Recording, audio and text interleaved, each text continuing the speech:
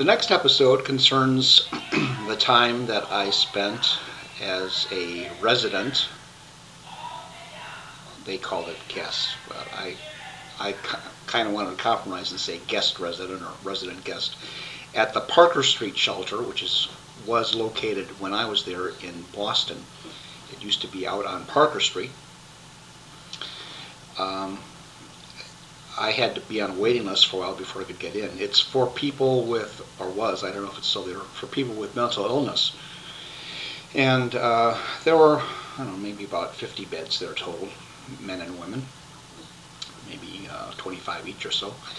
And when I first arrived there, it was a very makeshift arrangement. It was located in a state services building for the state of Massachusetts. It was a building that had been designed by a Yale dean of the architecture school named Paul Rudolph, a very famous architect. He was dead by the time I was in Parker Street. I thought it was a magnificent building. And we were located, housed in the basketball court. Oddly enough, there was a basketball court designed into the building, and they had beds there, bunks, not bunks, they were just beds. And each of us had a dresser. And there was a makeshift cloth dividing the men from the women and all the sleeping areas. And they had a staff there of social workers, young kids mostly, and a manager of the facility, a nice blonde lady, very nice lady, forget her name. And while I stayed there, I continued some work that had become very important to me, and is now. And that work involves what might be called, I understand, logistics. Not in the sense of how you get things together to do things, for instance, in the military. Not exactly, but what I'm using the term to refer to are symbols. And I would make up symbols for mathematical reasons and manipulate them and do work with them as a way to get past the barriers or the limits of language by using mathematical concepts in symbolic form. There's a lot of work done in a legitimate mathematical sense. You have Whitehead and Russell's Principia Mathematica dealing largely with all different types of mathematical symbols and logical development there. I haven't read the book, but it's interesting to think that it might be related to what I do.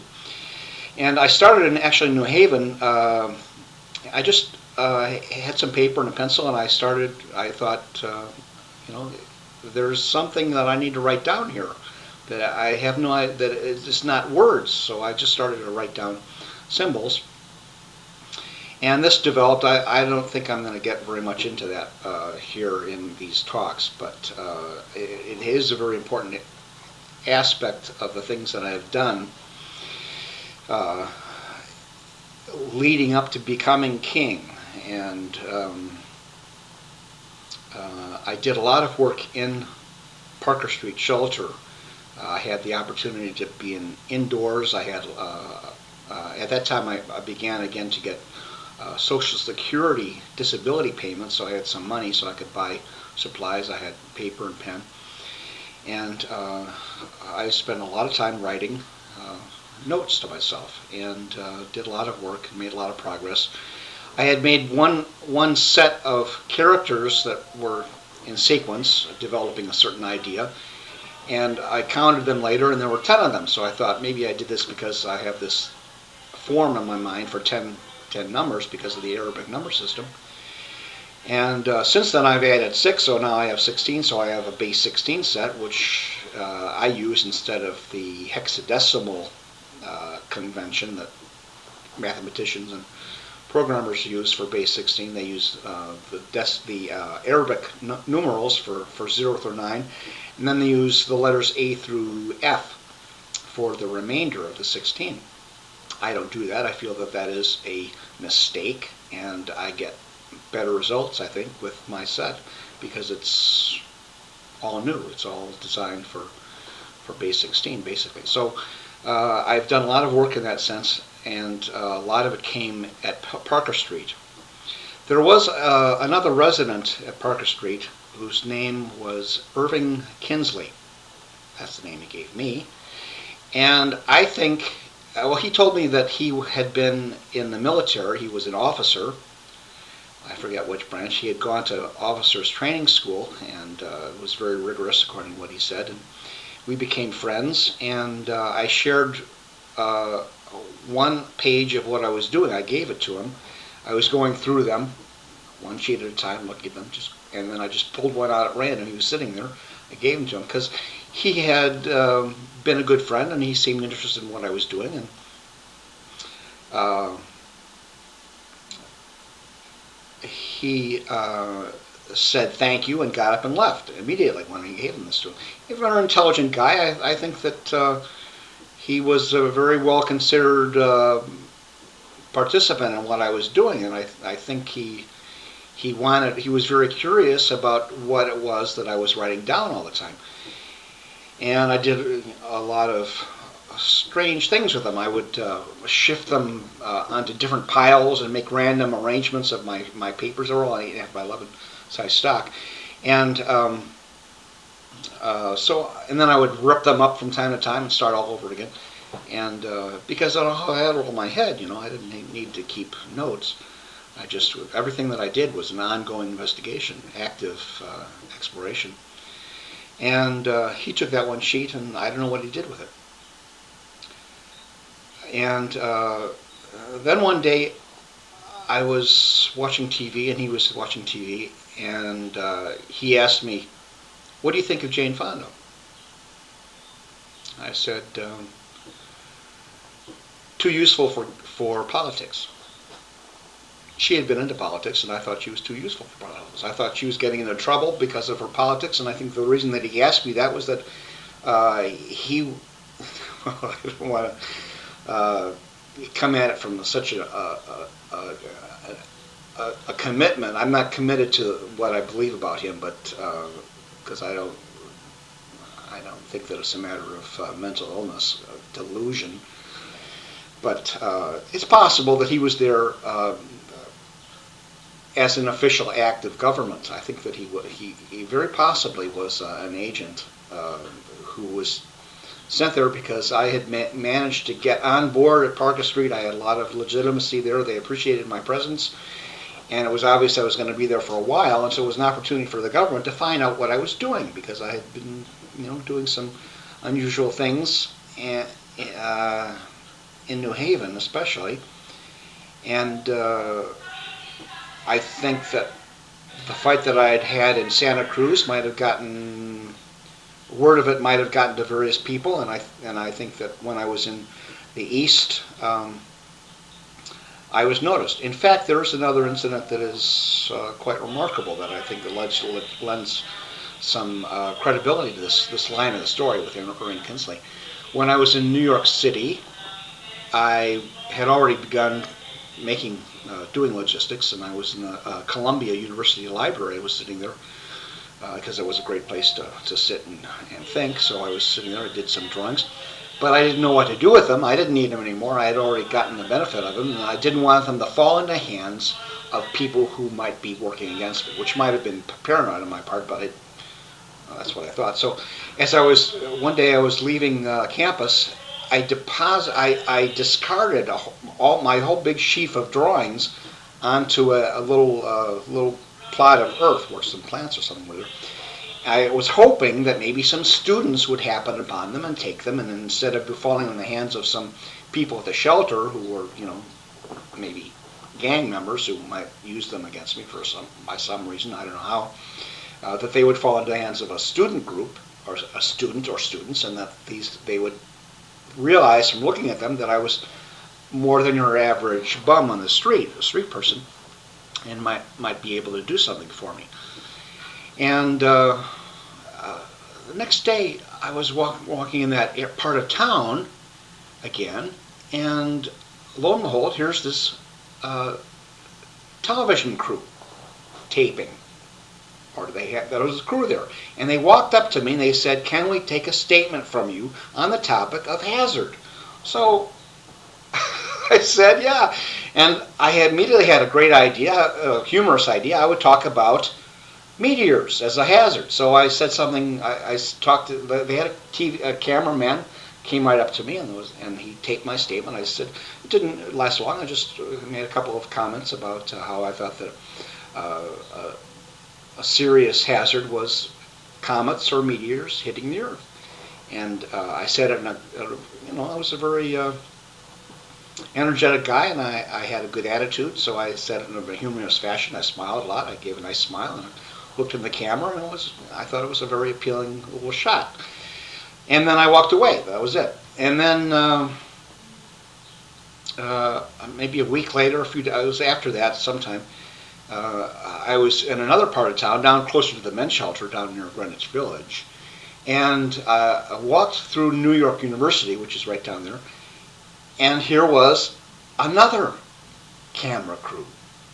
Only there were about a dozen people there standing there, and as I walked by, they stopped me and they asked me would I make a statement on hazard, the same topic. So there has to have been a connection between the first crew and the second crew. So I said sure, and this time they had me sign a release statement. I had to sign my name onto a piece of paper releasing whatever I did. So they took me around the corner. This was at the Catholic Center at New York University. Took me around the corner, and here was this cameraman standing right there with a camera on his shoulder, and a woman with a microphone. So I went right up to them, and the woman nodded to me that I should start to speak. So I gave a talk of a couple minutes. I talked for a couple minutes about the topic of hazard. I didn't mention, I'm not sure if I mentioned meteors or comets then, but I gave a long talk. I talked a lot about scientific aspects of hazard, and it was a really great statement. I think it was a really great statement, and it was really charismatic. So there was one point where I turned to the camera and I gave a great smile, and I think it came off really well. But then I finished, and I nodded to the woman, I'm done, and I walked away. And I didn't think about it anymore for 3 years. But then 3 years later, I was at Parker Street, 1985. And it was the day before Christmas, 1985. And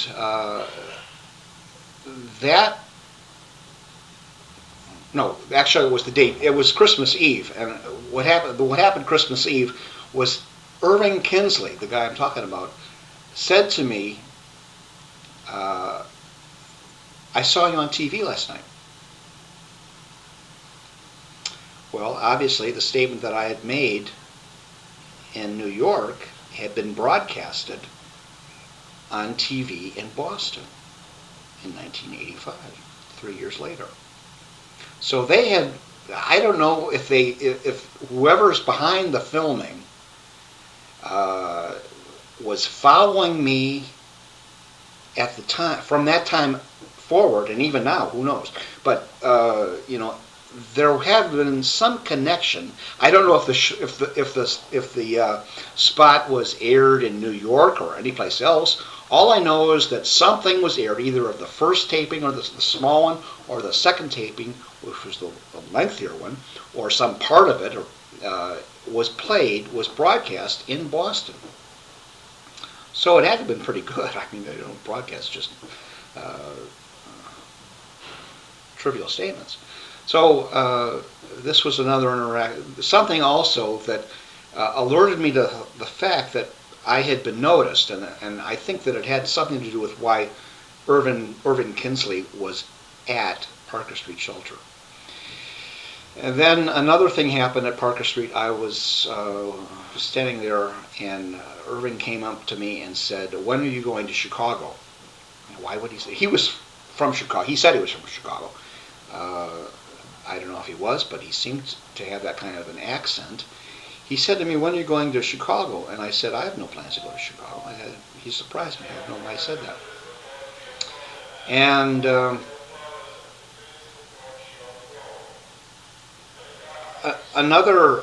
his girlfriend at the shelter,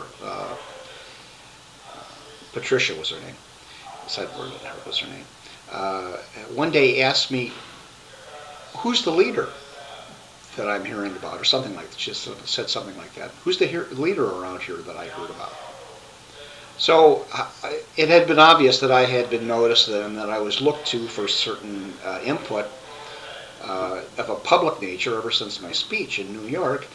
And it was obvious that word had gotten out that I was a leader, that there was a leader present. Somebody was a leader that people knew about. And I said to her, I didn't want to make a big deal over it, and I didn't want to come out publicly as acknowledging that I was a leader because I didn't feel I had that much recognition as such. If I did that, I would be putting myself into jeopardy, so I didn't want to do that. So I said to her, "How much more of a leader do you need than me?" Which I don't know what she thought of that. I don't know. And that was my response. So, I had sent a letter when I was out west to the CIA with some information. I don't know exactly. There were complicated reasons for sending that to them. I gave them an idea. Probably a ridiculous idea, but I sent it to them. I also had done some research out in the West in a library about Cheryl Teagues because I thought she was an intriguing person, very attractive. I thought I'd read a little bit about her. Found out that she had been mentally ill. She had become mentally ill. Had struggled with that. So I wrote down a list of the articles that I read about her, and I put that in the envelope that I sent to the CIA. Just for background, something about what I was interested in at the time. And I think that they took an interest, the CIA took an interest in some of the things that I had said, and that was why Irving had asked me what my opinion of Jane Fonda was. And immediately thought of that as an explanation of why he asked me that, and I gave him a quick answer that I thought he might be able to use. And he immediately left the room after I told him that I thought that Jane Fonda was too useful for politics. So he has this habit of, whenever he gets information that's useful to him, he gets up and leaves. And I think he's collecting information for some reason. Not hostily. I think he's definitely my friend. So Patricia said that, and then Irving asked me when I was going to Chicago, and he did that twice again. So 3 times he asked me when I was going to Chicago, and all 3 times I said to him, I had no plans to go to Chicago. Why did he want me to think about going to Chicago? Well, I was born in Cook County. I'm a Chicagoan. I have no future as a leader of any sort in the East, in Boston. I might have some future as a leader of some sort in Chicago. So it would make sense that he would know, as a person who might be involved in covert activities of the government, about the leadership structure of America. Obviously there is nothing outwardly present in the culture in the United States about such leadership, except in things like, the mafia, things like that. And but if the government has understanding about this in some regions of the government, the covert military, then he might want to help me along my way and help Chicago by getting me together with Chicago so that I can follow the lines of authority to take up some position of authority in Chicago. So it's all very, evanescent, very fleeting in terms of logical links. But when you're dealing with an